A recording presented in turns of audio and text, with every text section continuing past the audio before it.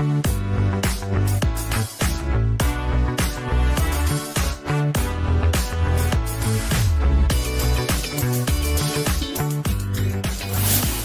to the Tile Happy Hour. It is that time of the week where we sit down and we talk about tile, stone, and all the good things that are happening in the industry.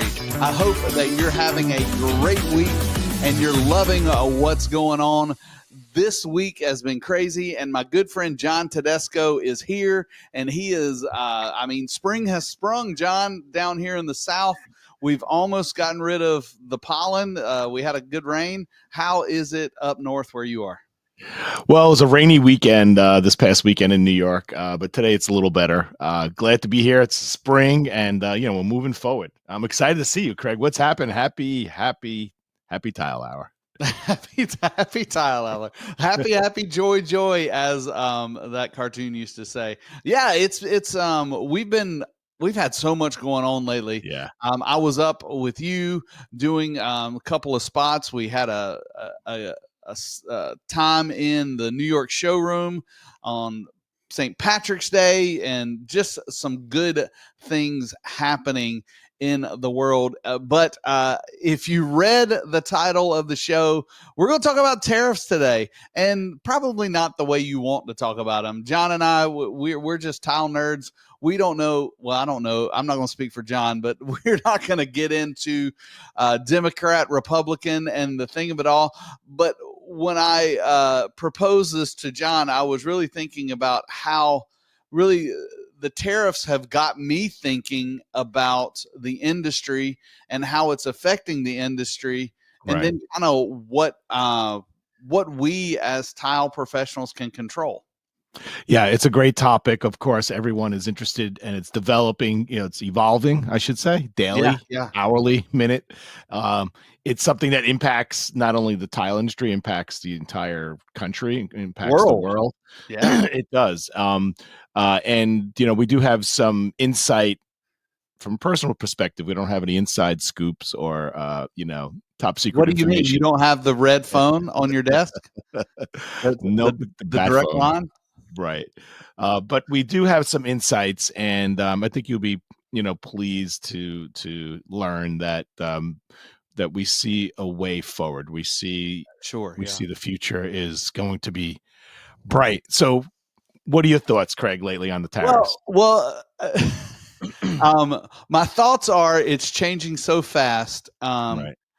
And I want to reiterate what you just said. It's about the perception and what we can control, and a McRib sandwich, John. The what? Yeah, a McRib sandwich. I don't know. I came up with this. I have my best and worst brainstormings about 4:30 in the morning. Okay. When we talked about this topic, and John, you correct me if I'm wrong. This is probably the first time we've really gotten topical, like in the news, topical on the show. And what prompted my idea was a phone call that we'll talk about that I got yesterday afternoon. Not only are we topical, it's the first time I think I have to check back in our archives. The first time we're talking about McRib sandwiches, I think. I'm not sure. Yeah. And I promise they'll all meet together at Do you have any visuals? Do you have anything we could see? Hold on. You do? Wow. That was a quick. That was a quick one. I don't want to give it away, John. You gotta, we gotta tease. Can't give it away. That was subliminal. All right. Too much. But one thing I do want to not give away, but talk about is coverings is coming up, John. I know I was working this week trying to get my hotel squared away, trying to get my flight squared away. It is my calendar's right here. April 29th through the May 2nd, coverings in Orlando, Florida, the largest tile and stone show in America and maybe the world. I don't know. You tell me, John. Yeah, it's a great show. The covering show is fantastic. There's usually about 1,000 exhibitors from dozens and dozens of country, all representing the tile industry, primarily tile manufacturers. There's a lot of ancillary goods, a lot of supporting goods like setting materials and tools and cutting machines, some services. But I would say, just going to guess, 75% is actual booths of manufacturers that manufacture tile. There's a big Italian section. There's a big Spanish section. Mhm. There's a big China section. There's made in the U.S. a big section. So and big Turkish section. So there's really the whole world is represented here. I've been to the show. I don't know if you know that, Craig. Every time it's Yeah. happened. Yes, yes. I So, yeah. don't know that you've ever said that live on the show, but I mean, let's Oh. mark this down. All right. Whatever. I don't have a calendar in front of me. I don't even know what day it is. But the Tile Happy Hour broadcast weekly. But John, for the first time, has mentioned that he's been to every covering show. Every single covering show since it started. I guess it's over 30 years now. So it's been an amazing ride. But I've been to the show in Italy, which is the Trevisama is Spain. Trevisama, Spain, and Trisai is Italy. Yeah, so Trisai is Italy, and those shows are great. But what's interesting about those shows primarily are the Europeans are going to those shows, and there's some, like I was the minority when I was there, attending those shows. In the U.S., of course, it's all U.S. based. So not only are the importers coming, but the dealers, the contractors, the designers, the architects that are based in America are attending the covering show this year. They're not showing though. Is that right? Like I can't think of any. Like Crossville is not showing at Trisai. Correct. In Italy, it's those companies are not there. So, but here in the U.S., I would say that all those people I mentioned, from architects, designers, dealers, installers, are attending the show, checking out all the booths, and it's back in Orlando. And Orlando is kind of, I don't know if it's official, but to me it's the home base for the covering show, because it's usually at Orlando maybe once or twice, and it jumps to Chicago, jumps to Atlanta, jumps to Vegas. There's really only, I would say, maybe I'm going to say around 5 convention halls in the U.S. that can handle the volume of the show. Right. It's amazing. Yeah, it is it's a big time, and our topic probably will be on everybody's lips at the show, because this is where distributors around the country will try to buy their inventory for their showrooms at this show. And if they haven't gone to Trevisama or Trisai, this is the place they go to make deals. So this topic is going to, I guarantee you, be on everybody's list. One of the things, before we stop talking about coverings, as a tile nerd, there's a ton of education there. So if you are slightly interested or want to get more education on the tile and stone industry, show up at coverings. And it's a very small fee to get a ton of information. CTEF will be there, and they're the Ceramic Tile Education Foundation. They'll be training tile setters live. The NTCA will be there, and the TCNA, acronym soup, and they're the ones who kind of write those rules for the industry. Ask questions. There's a ton of people that want to answer your questions. Also, John and I will be there doing our podcast on Wednesday at noon in the podcast studio in the South Hall. So if you are there on Wednesday, please come listen to the podcast live. Meet John and I. John will probably tell you this is the 50th. First time he's ever been to coverings. I don't know, but come say hi, and maybe we'll have a giveaway for you. Yeah, I'm real excited about the podcast studio. It's dear to our hearts, because when we started this podcast, one of our objectives was to be invited to participate in the podcast studio at coverings, and we were invited like right away. This is our 3rd year, I think. Yes. 3rd year doing the podcast live. So yeah, South Hall, out of the podcast studio. If you're in coverings, it's a perfect time slot. It's like Wednesday. It's dead center of the show. It's like really, people that are coming early to the show will be there on that Wednesday. People who are coming late to the show will be there on that Wednesday. So it really is amazing. So yeah, we have a studio audience. Come and check it out. And bring your lunch if you want to. Have lunch with us and listen to some good conversation.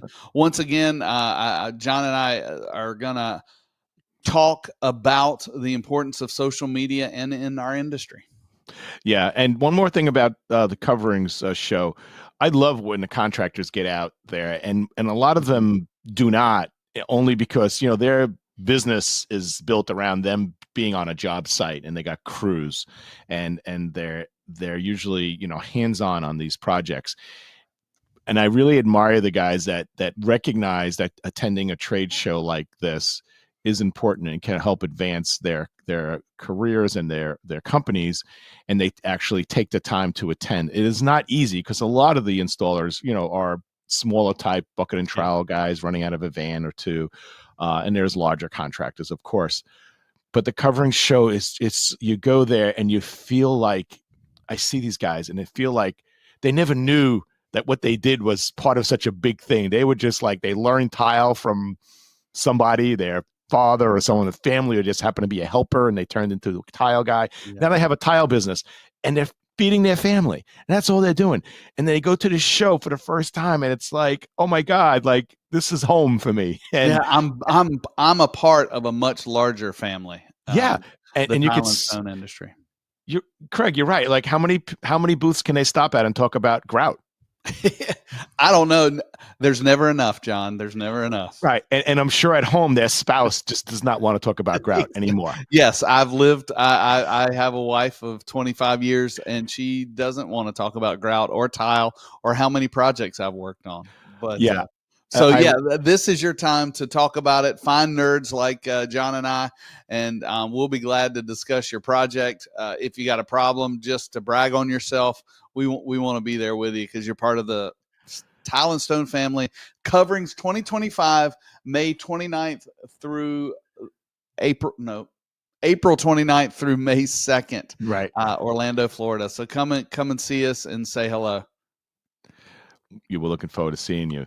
Yeah. So if you've been under a rock and you haven't noticed, there's been some change in the economy over the last few weeks, or we might as well just say since the first of the year.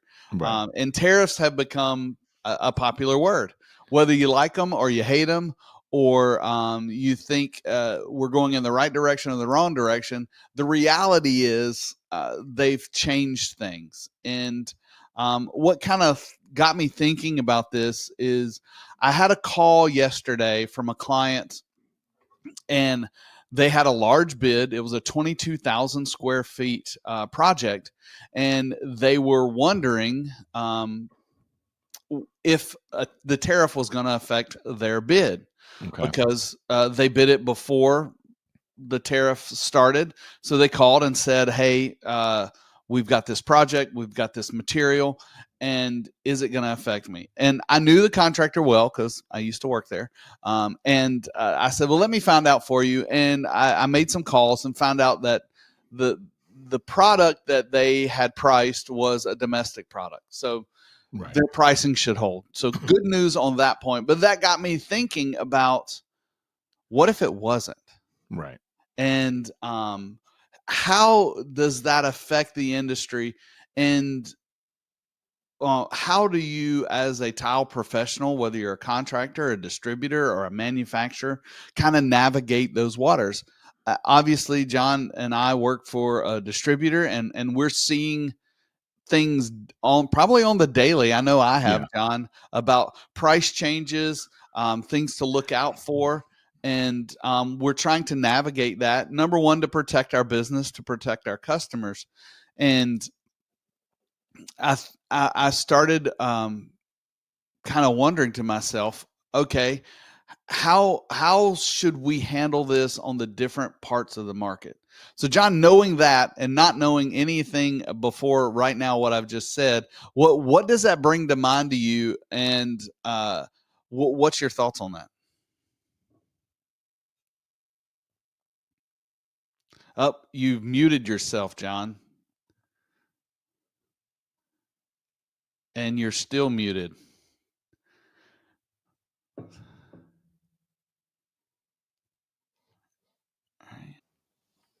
All right, we got John's audio squared away. John, do you, what's your thoughts on that, and how to handle maybe bids and things of that nature when they happen?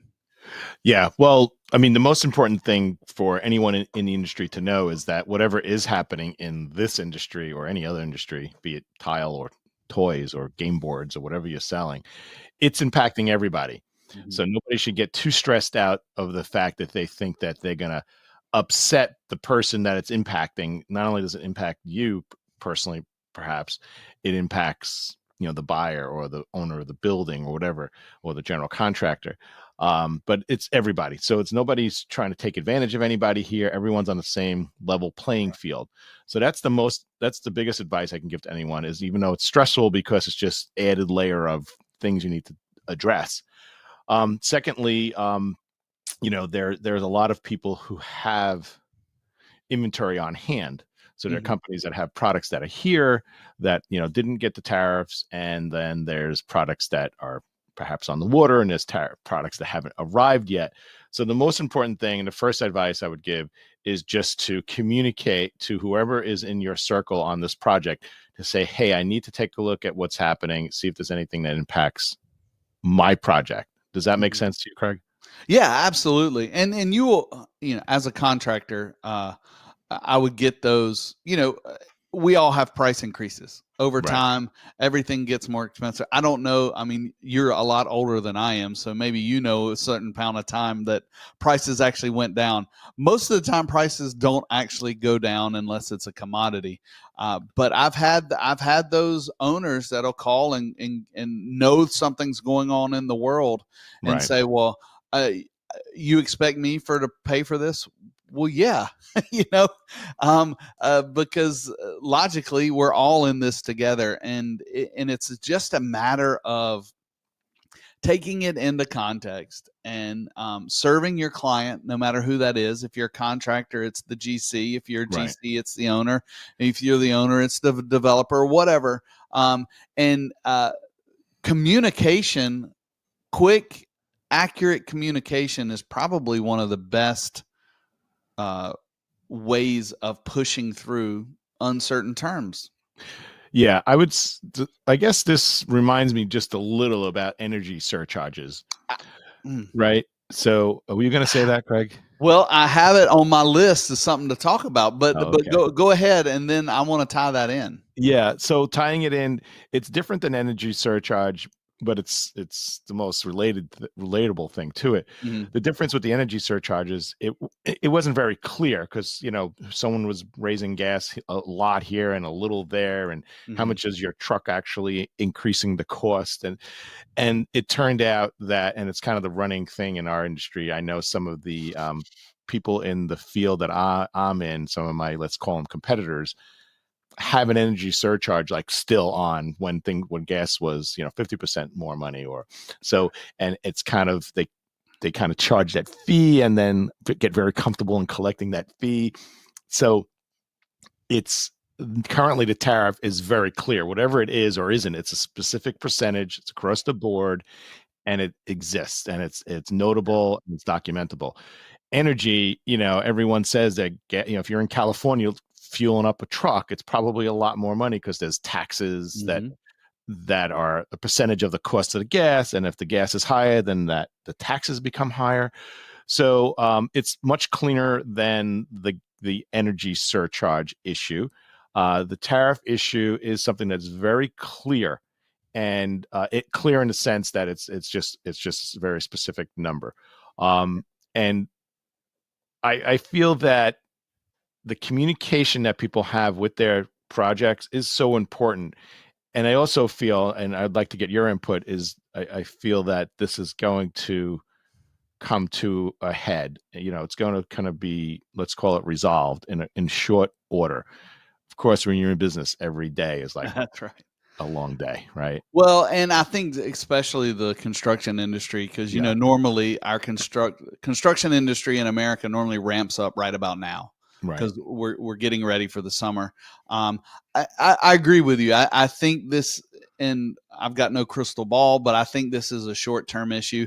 I don't think we'll be talking about tariffs come fourth quarter. But who knows? I mean, John, as I was doing some research on this, who do you think is our largest importer? No, not importer, exporter of tile to America? Who sells the most tile? What country sells the most tile to the What United country States? sells the most tile to America? I'm a little skewed because my history is so deep within the Italian tile industry. It feels like Italy. Okay. I know Spain is close, so wherever Italy is, Spain is close. China is on my mind, but not quite sure about China because Well, things have what changed. would be your top three, you think? I want to see if you get it right. I would say Italy, Spain. um, I'm going to. I don't know if I'm going to say China. I'm going to say Turkey. Ha. Let's see. Italy, Spain, India. Ah, Yeah, I was, as I was doing this research, and I'm not sure what the tariffs are on any of those. And by in if you're not listening to this live, it's going to probably change tomorrow. If right. you're listening to it live, we love you. Please put in the comments where you're listening from, and if you got a question for John and I, we'd be glad to answer it. I don't know anything about world politics. I'm just a tile nerd, but this in 2024, these were the largest importers to America for ceramic tile. I didn't Right. put stone in there because it started to skew things a little differently. But the one glaring thing to me, which if you've heard the term tariff in the last 3 months, you've heard the country China. China's not on this list. Yeah, pretty interesting.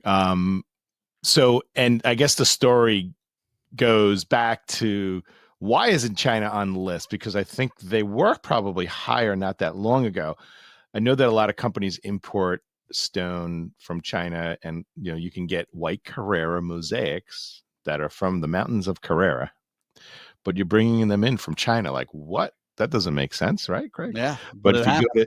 to if you go to Verona, you see trucks of blocks of stone driving down the road, heading not to the factory to cut them up, heading to the piers, and they're going on a boat, and that boat's going to China, and China is actually processing the stone. They're cutting it into tile and mosaics. Now, look, years ago, China was known for like really poor quality, and they have the ability to produce quality products, particularly because I've always kidded around.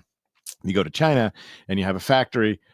It's usually a person from China walking around looking at stuff, but I always kid around as an Italian guy in a white lab coat walking around pushing the buttons because all the machines are Italian. That's So German has some good machines. Germany has some good machines too, but the Italians really perfected a lot of the tile thought. But tariffs impacted that chart that you had a few years ago. Yeah. In 2019, there were some tariffs that were applied to China, and I think those 2019 tariffs really maybe could kick them out of that top 10. Yeah, they were so unlike what's going on now. Right now, they're talking about broad-based tariffs from X country. This is a tariff. In when things are less volatile, when in the normal course of international relations, their tariffs are very pinpointed to: is it a tile? Is it glass? Is it ceramic? Is it stone? And for different reasons, as rationale applied, competition, are they dumping? All that stuff. Hey, It was tell me what the determined. definition of dumping is. I hear that a lot. What is dumping and anti-dumping? So dumping is so let's use China for example, and let's talk about the steel industries for example. So at one point, China said, and I know this, I was in the meeting. China said, we want to own U.S. steel business, Right. and the U.S. steel, Pittsburgh, etc., was very strong, and China decided to sell steel to the United States at a price so low that steel manufacturers here could not compete. So if you're building a skyscraper and you get a quote from the US, you get a quote from China, you're like, I have no choice but to go to China. How did China do that? Well, Craig, they did that because apparently I don't want some Chinese, national be knocking on my door any day. I'm going to say allegedly. Allegedly. Allegedly, they are kind of subsidized by the Chinese government, Okay. and they didn't have to make a profit. They were just more concerned about. They were focusing on getting the price so low so that the U.S. steel didn't get that business. And then what And they happened? just really did that. I guess just by the labor being that much cheaper. You think? No, I mean, yes. If you're selling or making a product in another country where labor is really cheap and you have a really labor intensive type of product, if you're making sneakers where you have to cut and sew and put things together, I could see that being a big factor where the minimum wage per hour is so much less than here. I suspect in the steel industry, it's more automated. I just suspect it's the fact that the company was willing to sell it at a loss. If you were a private company, had to make a profit. And that's where the dumping term comes. They're really right. dumping Yeah. that cost. So you're kind of just dumping it here at a loss or at cost or at a margin where no one else could, even adding the shipping, because steel is pretty damn heavy. Yeah. Even adding the freight and it was to still the cheaper. US, it was still cheaper to buy it from outside of the US. So what happens? Then the factories in the United States start closing. Yeah. And then the other countries that are dumping could theoretically start raising their prices because the competition's not there. So by dumping, they're doing just a structural damage, pardon the pun, to the steel industry. Yeah. Well, here's some numbers that I thought was pretty interesting. So since that tariff in 2019, the ceramic tile exports from China were 1.19 billion square feet in 2018. And then they estimated they've dropped to 20 to 50 million in 2024. Yeah. Yeah. So contrary to what people, that's a significant downturn. I didn't realize it was that much. So as I think about it, Craig, and I'm kind of educating the people listening, and I'm kind of realizing it myself as I'm saying it, is if I'm thinking about the tile industry, most products from China in the tile industry are mosaics of some sort, and a lot of them are stone, and a lot of them are a stone from Greece, a stone from Italy, right? That are sent to as a raw material in block form to China, cut up, put on sheets. So that part of the industry is definitely going to be impacted. But so what happened, to kind of segue to why you brought that chart up, India was kind of targeted as a good alternative to the Asian market, the Asian manufacturing industry, to have plants develop in India. So that's what happened. A lot of the imported lower cost tile was shifted to India. And you can see that on this chart where you look at the amount of square footage, which is the blue column, versus the cost, which is the orange column. So it's almost 400 million square feet and a cost of only the value. So that the value's down. And you look at Italy, where it's not as much square feet, but the cost is there because of the implied Italian quality.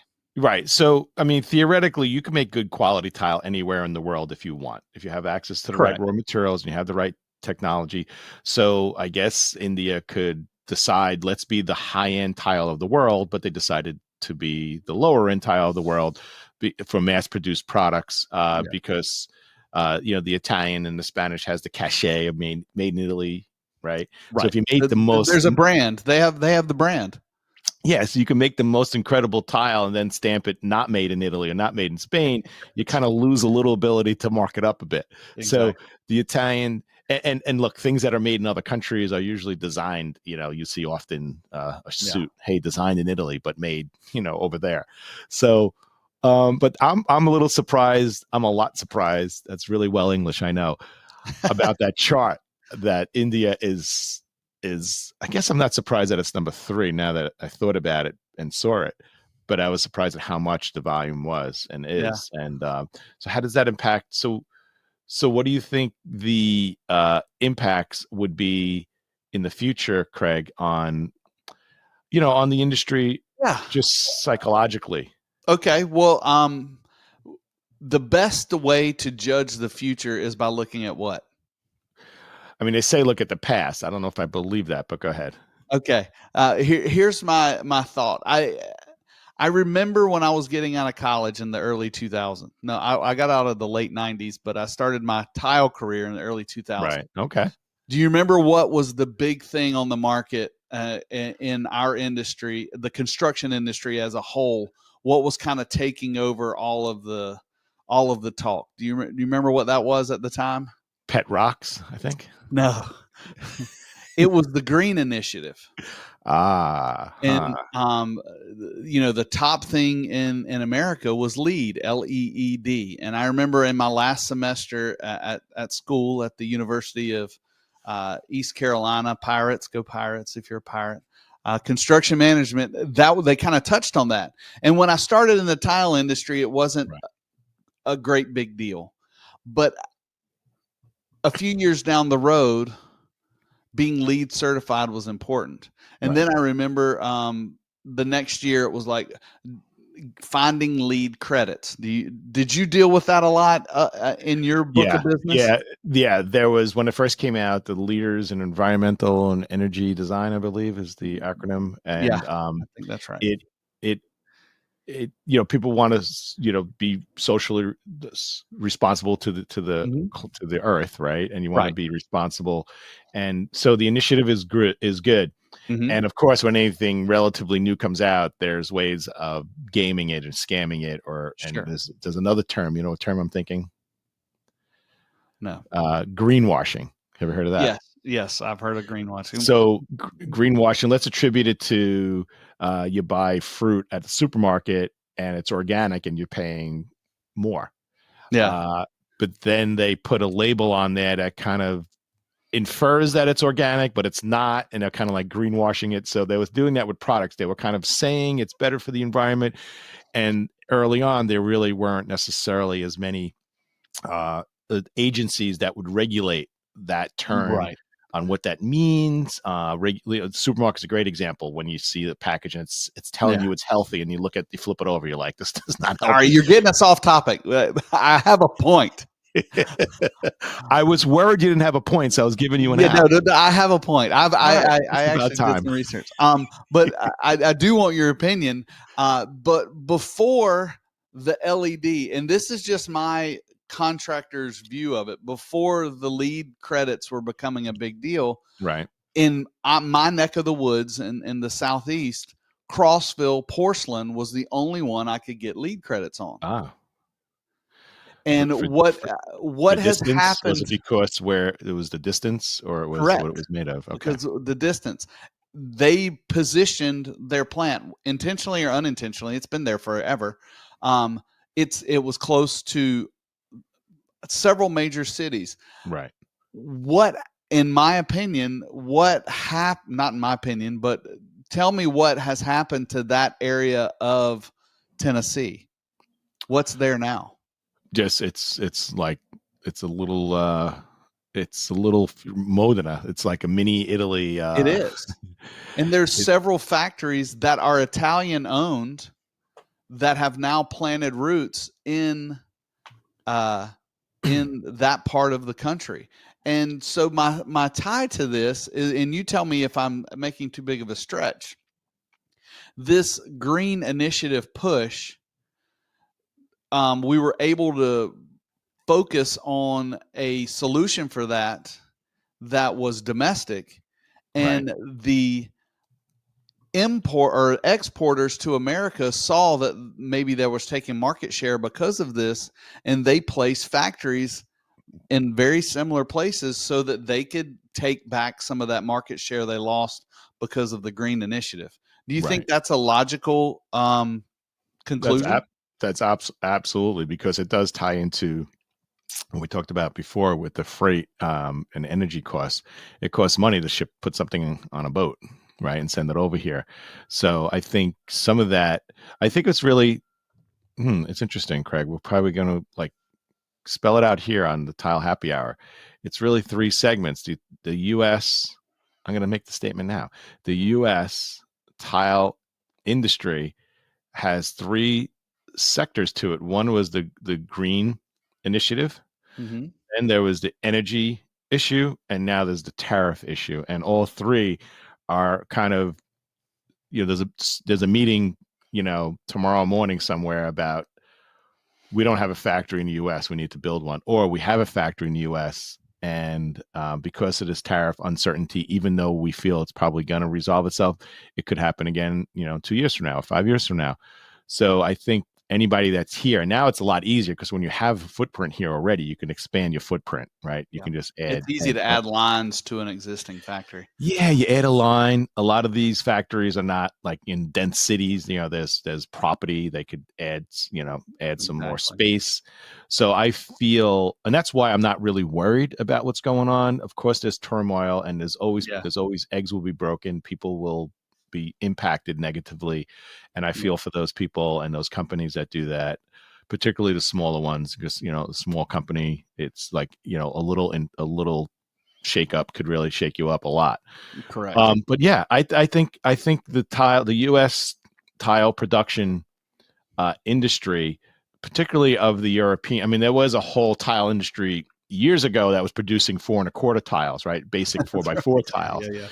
And that kind of went to Mexico for the most part, right? And the products aren't used as much, so there's different. The demand was different, but yeah, I think you're onto something there, Craig. And the term and the reason I wanted to have this conversation with you is something that I hear all the time in the things. Do not let your heart be troubled. We figured it out when the environmental thing came through. We figured that out. We figured out how to make that work. And I would say, I don't have the data, but if we look back on it, we're probably all more profitable in the end. We figured it out on the energy sector, and we're gonna figure it out on the tariffs. And my McRib, the McRib here. Yes. Whether you love it or hate it. And I've never had one because I don't think I can eat pressed meat that looks like ribs. I don't have any problem eating ribs, but to have pressed meat that looks like ribs is just an abomination to me. I have a friend that they love it. And I tell you, when McDonald's announced that they were not going to do it anymore, I don't remember what year it was. It was probably like 2014. He was distraught, and he didn't know what to do.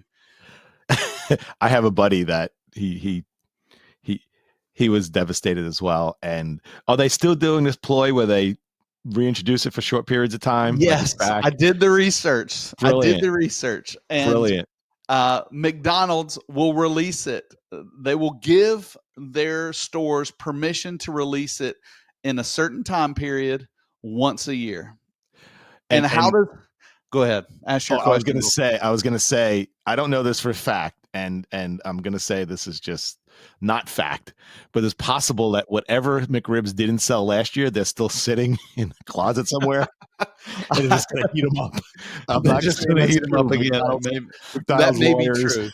That may be true. But what I wanted to anybody that's listening to this, and if you made it this far, we're thankful for you. We love you, and please follow us, hit subscribe, all those good things. But just like I can't control when the McRib comes out or it gets released, or the price of it or any of that things, we all can only control our reach. And most of the time, and most people that are listening to this can't control the tariffs. We can only control our 20 square feet, our household. And that's what I want to say to you today is don't be troubled. Just take it as it comes. Make the best decisions you can with the data that you have right now. And if the data changes, change your decisions. And it's going to be okay. We've done it before. We've been in worse places before. And we've succeeded, and that I wanted to encourage everybody today in the tile and stone industry. If you're not in the tile and stone industry, control what you can control, do the right thing, answer conflict with truth, and you're going to be okay. We're all going to be okay. I agree with that. And I want to put a little context outside of the tile industry. So you're talking about control, right? What you can control. Yeah. Back in 2007, 2008, there was, the beginning of this recession, right? Hmm. And that came about because of structural issues with our economy, subprime mortgages and loans, a lot of funny business that was going on in the financial world that just exploded, right? It Blew surfaced, up. and Yeah. and you couldn't fix it. So no administrator, no president could step in then and say, I have the solution. A lot of chips had to fall. A lot of people had to go belly up. A lot of bankruptcies, a lot of jobs were lost, et cetera, et cetera.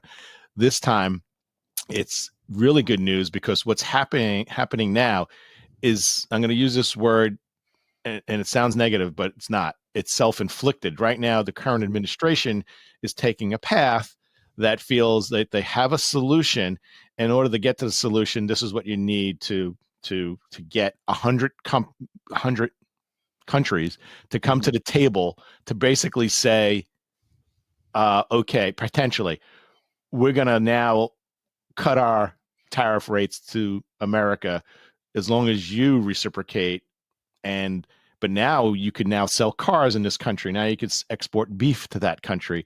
Mm-hmm. So now so what I'm trying to say is we hold the cards for two reasons. Because of, when I say we, America, we are the consumers of the world. And sometimes embarrassingly so, right? We buy like something on Instagram or TikTok that you don't Yes. need. You don't need another gadget to slice an onion, right? You have a knife, and you need, all these different things that you need to buy to slice and dice and julienne. So we buy too much. But hey, it's our money, it's America. And if you have the money, you want to buy something, do it. We are the consumers of America. So for the most part, all these countries that produce, their local market is not as strong as the American market. They make Right. things to sell to the United States. We are in control. And I do honestly feel that now that turmoil has happened, and again, it was self-inflicted. It is temporary. The 90-day. You notice when a 90-day pause was announced, the stock market rebounded and is on an upswing now. It's because of it, the stock market's a whole nother conversation. They just like predictability, right? They want to know what's happening. So I'm going to echo your enthusiasm, Craig. This is going to be resolved at the end of this podcast. This may be resolved. It's going to be, if there's going to be a 0-0 tariff between 100 countries, or 5% each way, or 10% each way, whatever it is, it's going to be a known number. It's going to be easily absorbable.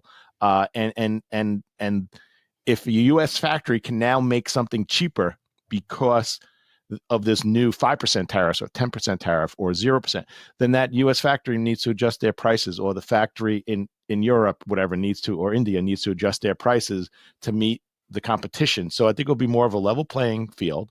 And I do feel now the China factor is different because, it's a little more antagonistic, right? The relationship. So I think that's a number. But again, China produces a lot of product that goes to the United States. Mm-hmm. And although they're playing hardball, both sides are playing hardball now, I do feel it's going to get better, not worse.